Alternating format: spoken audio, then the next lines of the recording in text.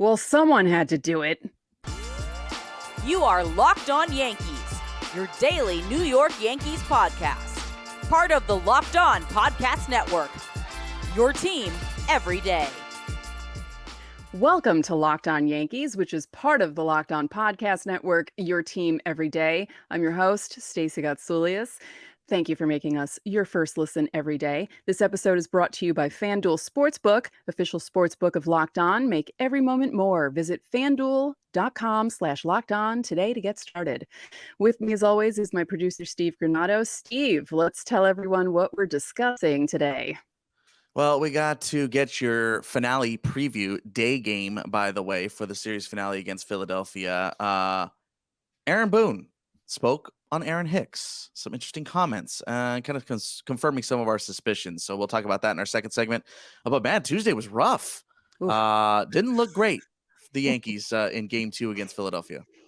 No, when it gets to the point where a solo home run in the ninth inning gets you excited because it's not a shutout, that's when you know it's a bad game. Yes. Yeah, I mean, let's start with Domingo Germán. So you had mentioned, I believe, on what was that, Tuesday show, Yeah. the pregame show, that as long as Germán goes 5, like just get him into 5. Didn't get through the 5th. Mm-mm.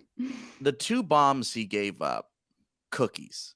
Yeah. Just spun out 93 up and in. Was it up and in on Schwarber? And then 92 up and away. Maybe middle away to Marsh. Yeah. I mean, those are mistakes. If no ifs, ands, or buts. Those were tough pitches. Yeah. And it's kind of annoying because when he was getting guys out, he was looking good, and, he was doing well with his curveball. And that was just frustrating. And, when Schwarber hit it, I said, fine, that's 1 run. Who cares? And then Marsh, and I said, all right, 2 runs. Who cares? They could probably put up a crooked number again like they did the other day. No, just nothing. Just nothing. Lifeless offense on Tuesday. Absolutely. Just, I spoke about it before we started recording when we were texting back and forth. My most annoyed moment of the game was when Gleyber walked again. That didn't annoy me. When Stanton was up behind him, he got the count to 3-0 and he swung on the 3-0 pitch and popped up or really flied out to end the inning. And I was just like, why are you swinging on 3-0 when you finally have this guy on the sort of on the ropes, and why are you swinging? What are you doing? And he did slam his bat at least, so he knew that he muffed up. But that was so frustrating. How about Matt Strahm, by the way? Ugh. First 2 outings of the year, he had a relief appearance against Texas on the 30th, a shutout inning with a strikeout, and then of course got the start on Tuesday. 4 innings, 1 hit, shutout, walk, and 3 strikeouts. So that's 5 scoreless innings to begin the season for Matt Strahm, a guy who was able to catch on with Philadelphia this year, a very talented club. So, man, looking good. Now I'm trying to remember, was he a reliever with Boston or was he a starter? Because I remember seeing him with Boston, but why do I feel like he wasn't? Let me pull that up for you. Yeah, but I mean, everything was working, and I think we kind of set the tone as a whole. Last year, full relief last year, 50 games all in relief. I thought so. He started 16 games for San Diego in 2019. That was the most he had ever started. Okay, because I was like, I think he was a reliever because I do remember that. But it was so frustrating because it felt like every ball the Yankees hit just died in the outfield, or they were just hitting them right at people. And it was just one of those nights where, everything went wrong, and you're going to have games like that. It's such a long season, and Philly hadn't won yet. So good for them. They got to win. Monkey off the back. Yeah. For them, this is good. But for the Yankees, it's like, here we go. As far as relief, Stacey, I know you were a little concerned with Michael King. Yes. I noticed that his velocity is down on his fastball. The rest of his pitches are pretty close to what they were in 2022 before he was injured, but his fastball is down nearly a full 2 miles an hour. And I understand he's coming back from the broken elbow, and he might need a little more time to ramp it up, but that's kind of worrisome to me because in the outings that he's had so far, he hasn't really looked great. Yeah. It was Saturday's game, right? I believe. Yeah, Yes, that was Saturday's the game game. where most of the guys were just awful. Him, Holmes, like all of them. There was just like another one of those games where you're thinking to yourself, okay, we kind of didn't expect this game to be a win, but we also didn't expect the bullpen to look this bad. And, aside from the guy that he let score, that was Herman's, he didn't give up any runs himself, but he still didn't look great. But again, it's early in the season. It's too early to panic about this, but the velocity thing is something to look for, I think. Yeah, keep your eye on that. I think Yeah. that's something throughout April is kind of a good mantra, is keep your eye on this, keep your eye on that. First 3 innings, first 2 outings, 8 hits, 2 charged, a hit batter, and a walk. Does have 4 strikeouts, however. Yes. So he is getting some swings and misses. Again, this is super early. This is like 10 batters faced. Like it's very, very young and very infant at this point. But yes, I think the bigger point is, yes, keep your eye on that velocity, especially coming off of injuries. That's always a bit of concern. And 2 miles an hour might not sound like a lot. And sample size wise, it might just be these 2 games that end up having that average down a little bit. Over the course of a season, it might start ticking back up closer to usual numbers. But again, these are things to keep your eye on. It's easy to kind of lose how relievers are performing unless it's awful, right? If a guy comes in and is just absolutely terrible, then you go, well, of course, this guy, it's kind of the self-fulfilling prophecy. But I think it's important, as the bullpen depth is certainly not where you would probably like it to be. Sure. There are a couple of guys, and of course there are injuries that have played into this. But it's not like the Yankees have a ton of options right now, aside from these. So it's kind of, deal with it. Right. And, as you said, it doesn't seem like that big a deal with velocity, but we talked about this, I think, last week. With as fast as everyone throws in baseball now, looking at 94 is a lot easier than looking at even 96 or 98 when most guys are throwing that hard. So if someone's coming at you with a 94 mile an hour fastball, you're kind of like, ooh, this is easy, because you're used to seeing guys, who are fireballers, and 94 is like nothing. Unless you're like Nestor Cortez and you're a tricky pitcher, then it's, you can get away with throwing like 93 and it's okay. But when you're Michael King and you're coming out of the bullpen, you want your velocity to be up. On the flip side, bullpen-wise, Jimmy Cordero looking good. Picked up a pair of strikeouts. This felt like, save that one pitch that got away from him and sailed to the backstop. That felt like maybe a brief, maybe a self-tape of an audition to be the closer. I know that I keep pushing this narrative. I know that I'm the one that's really pushing this, but I really feel like Jimmy Cordero has the makeup to steal that closer role. Sure. Holmes looked better on Monday. Was it Monday or Sunday? Oh dear. See, all the games are mixing together Already. for me. Not even a weekend. It hasn't even, wow, we're not even a week into the season, and I don't know what day I'm talking about. But Holmes was one of the guys that didn't look great in that game on Saturday, and then he looked better in his next outing. But I still don't trust him as far as I could throw him, and I have a bad back, so I shouldn't be throwing anyone. So yeah, I mean, it could be a sort of, I like the self-tape thing. That's funny. It's a self-tape. Yeah. If people don't know what a self-tape is, it's, actors. You're looking at it. Yeah, basically, yes. This is basically, if I were an actor, I'd be doing a self-tape in front of my bedroom wall and auditioning for people. Yeah. I got Garrett Stubbs swinging, rang up Trey Turner, got Schwarber to ground out in a fairly clean inning. Yeah. And if you're looking for bright spots, save the solo jack from LeMahieu, yeah. Jimmy Cordero. I know that his first 2 outings, maybe not exactly what he wanted. I think it's going to take a little time to get reacclimated to the bigs. But again, things to keep your eye on. I am definitely keeping my eye on Jimmy Cordero. Yeah. And as we keep saying, it's early. As I just said, we're not even a week into the season. So, there are some things to look out for, other things to not freak out about. This game was annoying. It was frustrating. I know Yankee fans want to bash their head into a wall, but again, it's the first week. It's okay.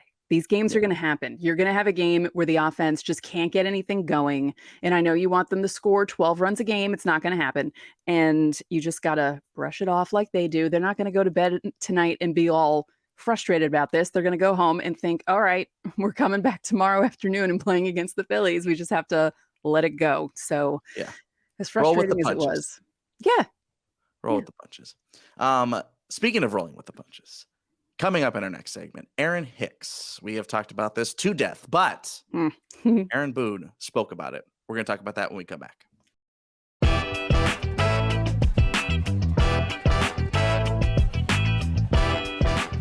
The NBA playoffs are almost here, and now is the perfect time to download FanDuel, America's #1 sportsbook, because new customers get a no-sweat first bet up to $1,000. That's bonus bets back if your first bet doesn't win. Just download the FanDuel Sportsbook app. It's safe, secure, and super easy to use. Then you can bet on everything from the money line to point scorers and threes drained. Plus, FanDuel even lets you combine your bets for a chance at a bigger payout with a same-game parlay. So don't miss the chance to get your no-sweat first bet up to $1,000 in bonus bets when you go to FanDuel.com/lockedon. That's FanDuel.com/lockedon to learn more. Make every moment more with FanDuel, an official sports betting partner of the NBA.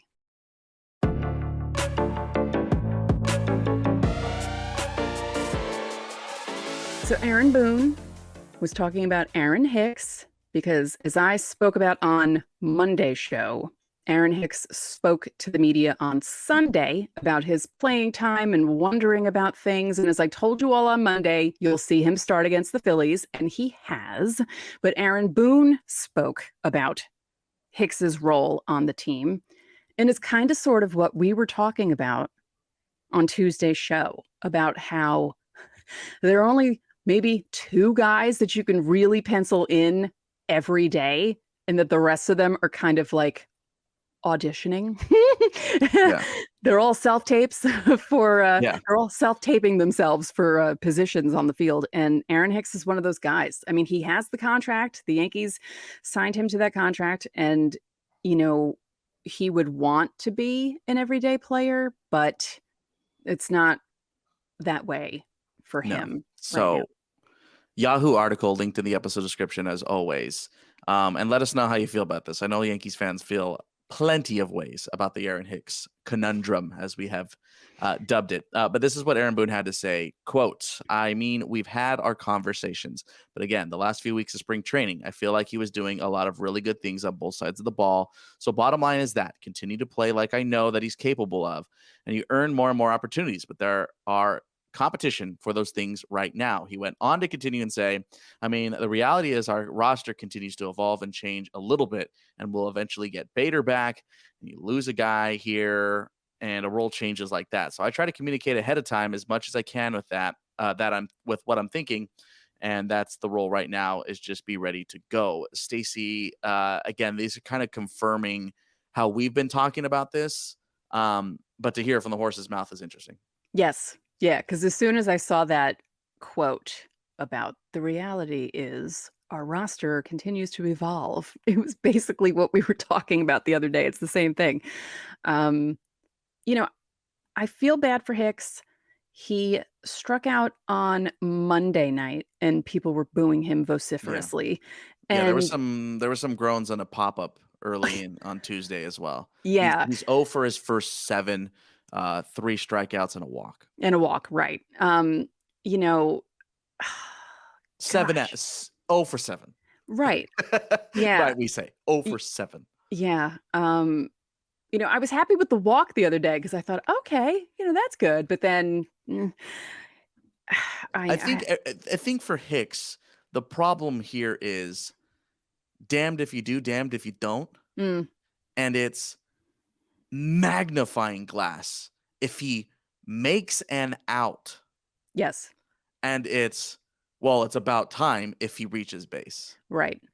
And I feel like 4 days into the season, talking about, well, I'm not sure what my role is, and having that published in an article with the way things have worked out for him the past couple of years probably wasn't a smart thing. I mean, you can't fault these guys for talking about this stuff, but you have to remember you're on the Yankees, and Yankee fans get really touchy when they hear things about this. So if they have a subscription to The Athletic, they're going to know about this. And even if they don't, they're going to know from Twitter, they're going to know from Instagram, because people take these quotes and put them out there.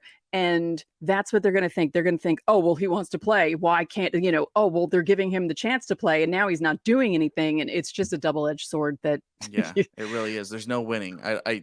I can't foresee Aaron Hicks, no matter what he does, redeeming himself. It's so unfortunate to say that. Yeah. Because then you look at guys like Volpe, who have all the love in the world already. When he hasn't done anything, and I don't think he should have to have done something to get love, right? To be fair, right? But it just doesn't seem like there's going to be any correct treatment or fair treatment of Aaron Hicks, and that's just unfortunate. Right. But, you could say that about a couple of guys on the team. I mean, sure. Giancarlo Stanton can hit 40 home runs in the playoffs, and he'll strike out in his second at bat on opening day, and you'll have people booing him because that's just the way Yankee fans are about certain guys. They almost feel like it's a personal thing for them when these guys are signed to certain contracts or they trade for certain contracts, and they treat it like it's their money, and they get mad when these guys don't perform the way they're supposed to. And it's just a product of playing in New York, and it's not fair, but it happens. And, I feel bad for Aaron Hicks, and I would love nothing more than for him to pick things up. I mean, he doesn't have to hit like Aaron Judge, but it would be nice for him to hit regularly and, be okay in the field and not let anything happen in the field, because that was his problem last year too, where he was awful on offense and defensively not great either. Man, when Bader comes back, man, he is going to be clawing for playing time. It's going to be tough. It's going to be real tough to get at bats for Aaron Hicks. I swear. Anyway, let us know how you feel about that. I know you will. Let us know how you feel about it in the comment section down below. Coming up in our final segment, we're going to get you set up for the series finale in the Phillies series, which is, again, a 1:00 game. So stick around.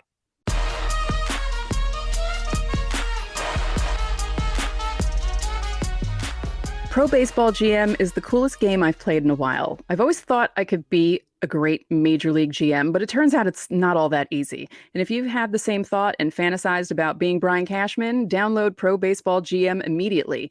You get to manage every strategic aspect of a franchise, playing through seasons and leading your team and fans to glory as you build a historic dynasty. You're responsible for hiring the coaches, the staff, managing team money, scouting, drafting, and you manage through difficult personalities and injuries, and you navigate your franchise through free agency and all the ups and downs of a season.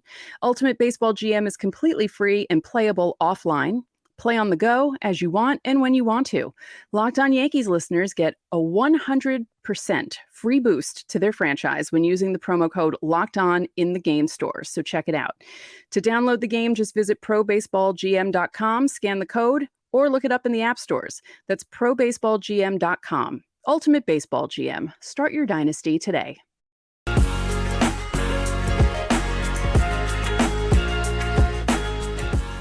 So the Yankees and the Phillies are meeting in a rubber game now on Wednesday, 1:05 p.m. Aaron Nola against Gerrit Cole. They both were the opening day starters. Both had very different results on opening day. Aaron Nola was in Texas against Jacob deGrom, and both deGrom and Nola were knocked out of the game after 3 2/3 innings. Nola gave up 5 runs against Texas. And then Cole, on the other hand, had 11 strikeouts on opening day, only 2 walks, only 3 hits, and looked pretty good after that 4-pitch walk to start the game. He settled down and looked good on opening day. Yeah, I remember he struck out 11 and set the Yankees opening day record with that. So big shoes to fill, and those shoes happen to be his size. Yeah. But he looked great. He looked really, really good on opening day.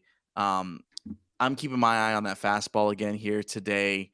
Remember, he played it really well up in the zone. Good arm side run with it in the opener. So I'm excited to see him face this Philly offense. Stacey, 4 losses in a row for Philadelphia. Snap out of it with a couple of runs on Tuesday night. Do you think Philadelphia offense can be turning a corner? It's loaded. Do you think Gerrit Cole can shut it back down? I think so. Because they were facing the possible Yankees 5th starter on Tuesday 7th, night. Yeah, really. 15th, He's I don't even know anymore. Yeah, he might even be the 8th starter. So there's a big difference. Johnny between... Brito took the spot. Oh yeah, Johnny Brito's totally ahead of him in the pecking order now. There's a big difference between Domingo Germán and Gerrit Cole. Gerrit Cole's an ace, and Domingo Germán is not, and he's never been. He won all those games in, what was it, 2018, 19? What year was it? The pandemic really screwed me up, and I can't remember what year, but he won like 18 games, but he also had like a 4.03 ERA. So, it wasn't like he was mowing people down. So yeah, no, I feel like Cole can, he might give up a run, but I don't think it's going to be a problem. Now, the Yankees offense against Nola, that might be a different story. Also, you never know. Nola might have figured out what the hell happened in Texas on Thursday, and he might look like a completely different pitcher on Wednesday. So we'll see how that goes. Yeah. Philadelphia's headed back home after this for their home opener against the Cincinnati Reds. So, they definitely want to go home on a happy flight and try and take this series. I think after losing 4 in a row, coming back 2-4 is pretty darn good considering where they were at, considering it would have been about 48 hours prior where they would have been. So if they can win this game, I think they'd be pretty darn happy about that. And then, of course, take on the Reds where they will likely win that series.